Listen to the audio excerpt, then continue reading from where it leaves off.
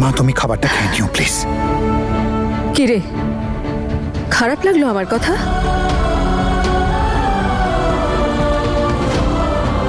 কিন্তু সত্যি তো এটাই বীর, আমার অনেক অভিজ্ঞতা। তুই তনুর পেছনে মিথ্যে ঘুরছিস। তনু, ডাকো ডাকো কে? মারে, কে গো? ফোন করবো বীরকে? তনুকে খেয়াল রাখার জন্য তো 24 ঘন্টার একটা চাকর আপনারা পেয়েই গেছেন।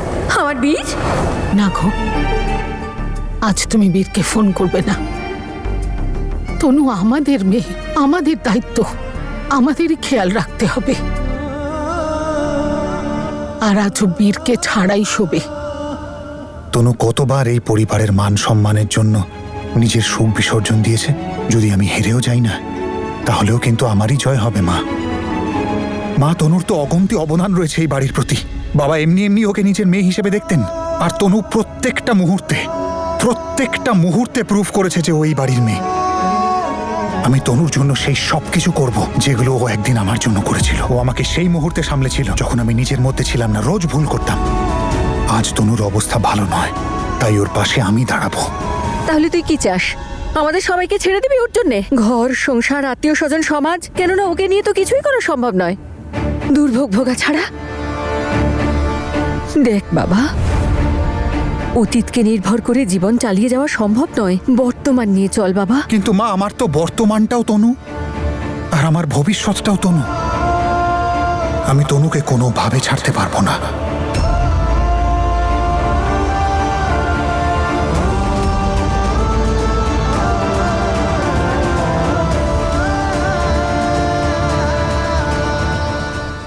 ঠিক বলেছ তুমি কথাটা। আমাদেরই মেয়ে, আমাদেরকেই ওকে দেখতে হবে। মা, আমাকে ওই ফেভারিট ঘুম পাড়ানি গানটা শোনাও না। গান শুনবি?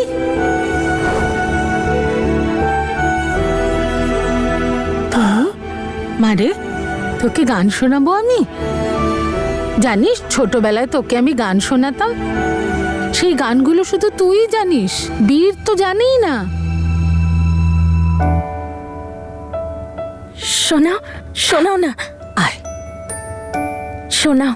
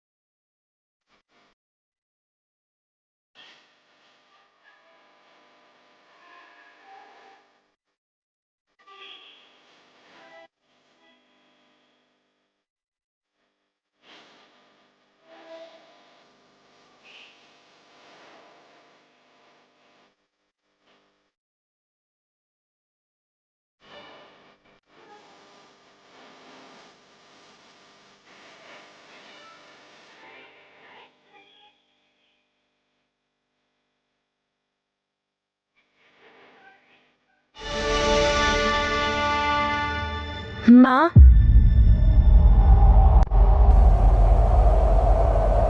থামলে কেন? শোনাও না গানটা।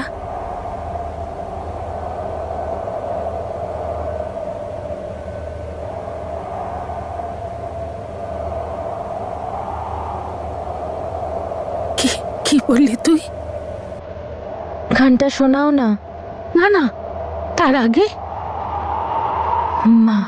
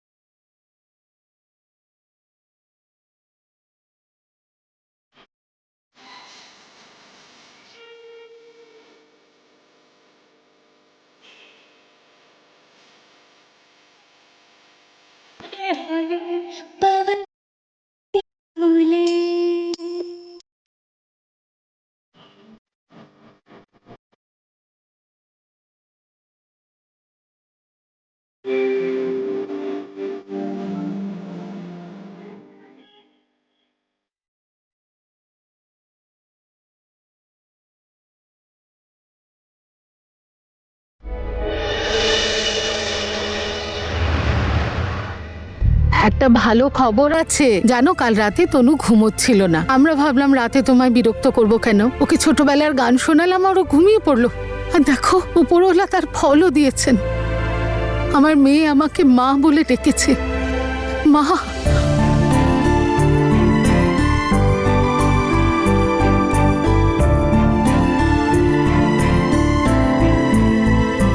বীর, আমাকেও আমাকেও আমাকেও আমাকেও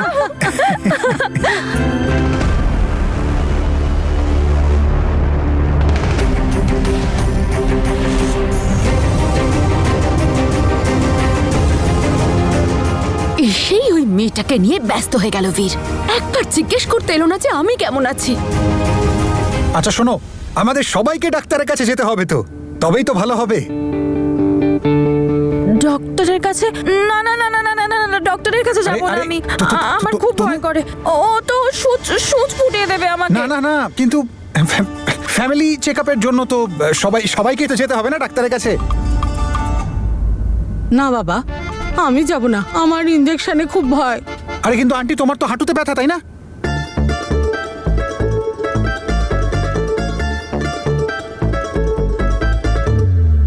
হ্যাঁ হ্যাঁ বাবা, হাঁটুতে তো খুব ব্যথা আমার, হাঁটতেই পারি না। হ্যাঁ, তাহলে তো যেতেই হবে ডাক্তারের কাছে। যদি না যাওয়া হয় ডাক্তারের কাছে তাহলে তো হাঁটু খারাপ হয়ে যাবে, বসতেও পারবেন না, খাবারও রান্না করতে পারবে না। তাহলে তনু কি করে খাবে বলো তো আন্টি? আর ও রুমে গিয়ে ওকে ঘুমকে না, পারবে না, বল? না না, আমি যাব, ডক্টরের কাছে যাব, কিন্তু তুমি আমার হাত ধরে থাকবে। হ্যাঁ, আর আর ওই ডক্টরটা যদি সুচ ফুটিয়ে দেয় তখন? ও যদি সূচ ফোটায় তাহলে আমি ওকে সূচ ফুটিয়ে হ্যাঁ দেবো। একদম। সত্যি? সত্যি। ঠিক আছে, তাহলে যাও যাও যাও, তাহলে শিগগিরই রেডি হয়ে যাও। তো তুমি এখানেই হ্যাঁ, আমি থাকবে? এখানেই আছি।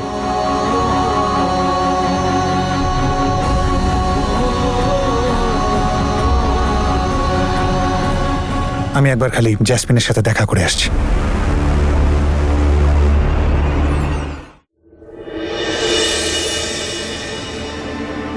জ্যাসমিন, কেমন আছো তুমি? ফল এনেছিলাম তোমার জন্য। আমি ঠিক আছি, থ্যাংক ইউ। আমার তোমার উপর পুরো বিশ্বাস আছে যে তুমি নিজের খেয়াল রাখবে। রাখবে তো?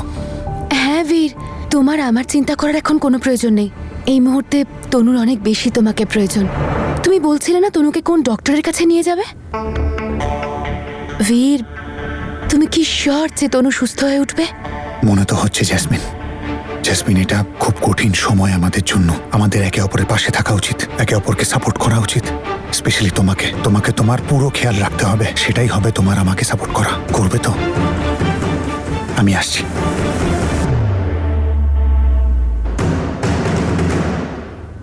যদি এই মেয়েটা সুস্থ হয়ে যায় না, তাহলে আমার গোটা খেলাটা নষ্ট হয়ে যাবে। এমন কিছু একটা করতে হবে যাতে এই মেয়ের স্মৃতিশক্তি কোনোদিনও ফিরে না আসে আর এ কোনোদিনও সুস্থ না হয়। কিন্তু কি করে? মিস তনু, যখন আপনি এমআরআই মেশিনে ছিলেন আপনি হাসছিলেন, আপনার কি ওখানে মজা লাগছিল? ওই মেশিনটা না অদ্ভুত ছিল, এত বড়। প্রথমে তো দেখে ভয়ই পাচ্ছিলাম, কিন্তু যখন আমাকে ভিতরে পাঠালে না, তখন ওই এরকম আওয়াজ হচ্ছিল আর আমি খুব মজা পাচ্ছিলাম।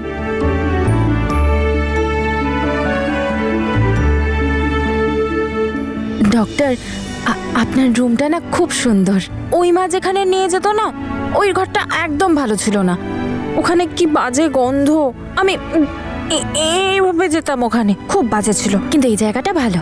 মা, তোমারও না ভয় পাওয়ার কোনো দরকার নেই। এই ডক্টরটা খুব ভালো, সে সূচও ফোটায়নি আমায়।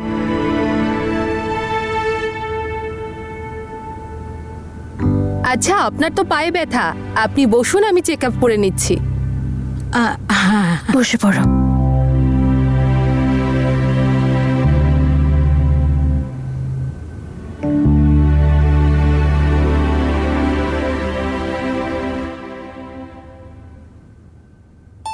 ডক্টর, আমার মাকে না ব্যথা দেবেন না, মা খুব ভালো। এটাতে লাগবে না, দেখো।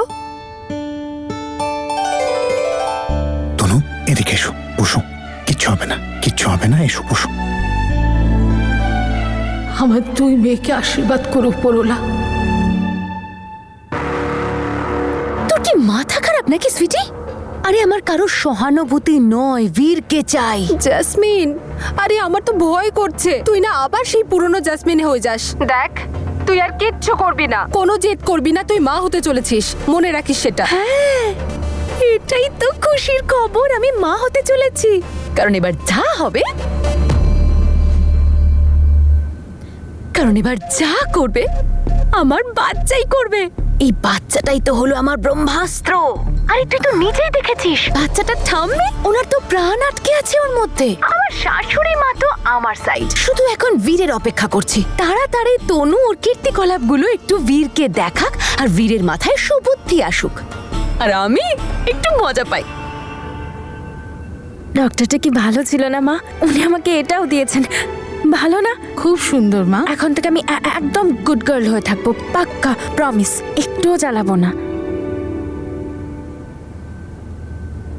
আমি সব রিপোর্টস চেক করেছি, যেমনটা আপনি বলেছিলেন ওর এটা মনে হয় যে তনু খুব গভীর শোক পেয়েছে, যে কারণে ও সময়ের থেকে পিছিয়ে পড়েছে, আর সেই জন্যেই ওর মেন্টাল স্ট্যাটাস একজন বাচ্চার মতো হয়ে গেছে। ডক্টর, কিন্তু তনু নর্মাল হয়ে যাবে তো? এখন কিচ্ছু বলা যাচ্ছে না। দেখুন, আমাদের ব্রেন না যখন জীবনের প্রেশারটা নিতে পারে না তখন তাকে সে ডিনাই করে, আর তনুর সাথেও ঠিক সেটাই হয়েছে। আমরা কিছু করতে পারি? ওর কোনো হেল্প? যেমন ধরুন, আমি আপনাকে আগেও বলেছিলাম তনু ভীষণ ইন্টেলিজেন্ট, খুব brilliant. In fact she was the best teacher of the state. মা, ডক্টর এতক্ষণ ধরে বীর আর আঙ্কেলের সাথে কি কথা বলছেন? বীরের উপর রাগ করছে না তো? না রে মা, রাগ করবে কেন? উনি হয়তো ওদের জিজ্ঞেস করছেন আপনারা তনুর কথা মানেন তো। সত্যি?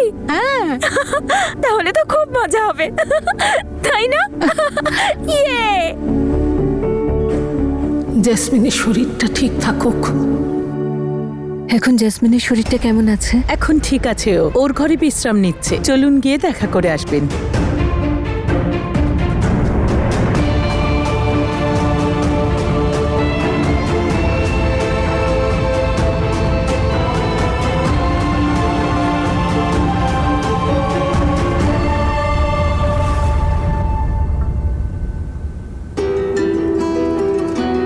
জেসমিন, মা জেসমিন,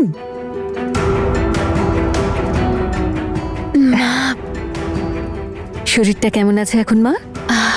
আমি এখন ঠিক আছি মা, আসলে শরীরটা ভালো না তো, একটু একটু দুর্বল লাগে আমার। এখন তো এই সময় হয়ই মা। তোমার মাকে তো দেখতে পাচ্ছি না, কোথায় গেছেন? ও ডাক্তারের কাছে গেছে তনুকে নিয়ে। আপনার বীরই তো সবাইকে নিয়ে গেছে। পুরো পরিবার তনুকে নিয়েই ব্যস্ত হয়ে আছে, ডাক্তারের কাছেও বীরই নেই।